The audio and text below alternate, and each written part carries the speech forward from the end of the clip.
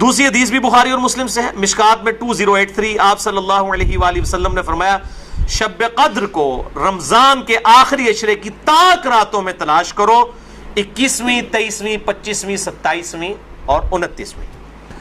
پانچویں حدیث صحیح مسلم سے ہے، مشکات میں ہے 2088۔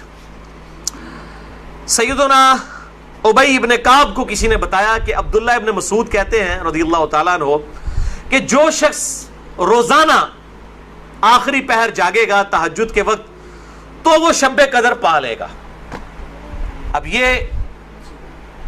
یہ دیکھیں کہ روزانہ جو جاگے گا ظاہر وہ پا ہی لے گا۔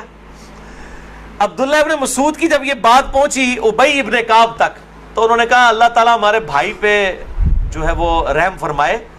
انہوں نے شاید یہ بات اس لیے کہی کہ لوگ صرف اکتفا ہی نہ کر لیں رمضان کے قیام پہ ہی، اس لیے انہوں نے یہ بات کی ہوگی، ورنہ ہمارے بھائی عبداللہ ابن مسعود کو یہ بات خوب پتہ ہے کہ شب قدر جو ہے یہ رمضان کے آخری عشرے میں آتی ہے۔ اور پھر انہوں نے کہا کہ میں اللہ کی قسم اٹھاتا ہوں کہ شب قدر جو ہے وہ 27ویں رات ہے۔ اور تابعی کہتے ہیں کہ انشاءاللہ کے بغیر قسم کھائی، کیونکہ اگر آپ انشاءاللہ کے ساتھ قسم کھائیں نا تو وہ قسم ڈاؤٹ فل ہوتی ہے کہ اگر اللہ نے چاہا تو۔ انشاءاللہ کے بغیر قسم کھائی جاتی ہے تو کنفرم ہوتا ہے کہ وہ بات ڈیفینیٹ کر رہا ہے، کرنے والا واقعی قسم کھا رہا ہے۔ تو پھر پوچھا گیا آپ کو کیسے پتا ہے کہ 27ویں ہے؟ انہوں نے کہا اس لیے کہ آپ صلی اللہ علیہ وآلہ وسلم نے ہمیں نشانی بتائی ہے کہ اس رات جب سورج صبح کے وقت طلوع ہوتا ہے تو بغیر شعاؤں کے ہوتا ہے، یعنی بالکل ٹکیاں نکلتی ہے، اور ویسے تو عموماً ویسے بھی ٹکیاں نکلتی ہے لیکن وہ شاید زیادہ دیر تک کے لیے ٹکیاں رہتی ہے۔ اب حالانکہ باقی روایتوں کے اندر 21ویں 23ویں بھی آیا ہے، اور یہ قسم اٹھا کہہ رہے 27ویں، تو اس سے مراد پھر تطبیق یہ ہوگی کہ جو انہوں نے پائی ہے وہ اس سال 27ویں کو آئی ہوگی، ورنہ تو یہ بدلتی رہتی ہے۔ چھٹی حدیث صحیح بخاری سے ہے، مشکات میں 2095 کہ آپ صلی اللہ علیہ وآلہ وسلم شب قدر کا دن بتانے کے لیے کہ آپ کون سی رات کو یہ آئے گی باہر تشریف لائے، تو دو مسلمان آپس میں جھگڑ رہے تھے۔ یہ جھگڑنے کی نحوست دیکھیں، آپ صلی اللہ علیہ وسلم بھول گئے اور آپ نے فرمایا کہ مجھے اللہ نے بتائی تھی وہ رات لیکن پھر مجھے بھلا دی گئی، سنقرئک فلا تنسى الا ما شاء اللہ۔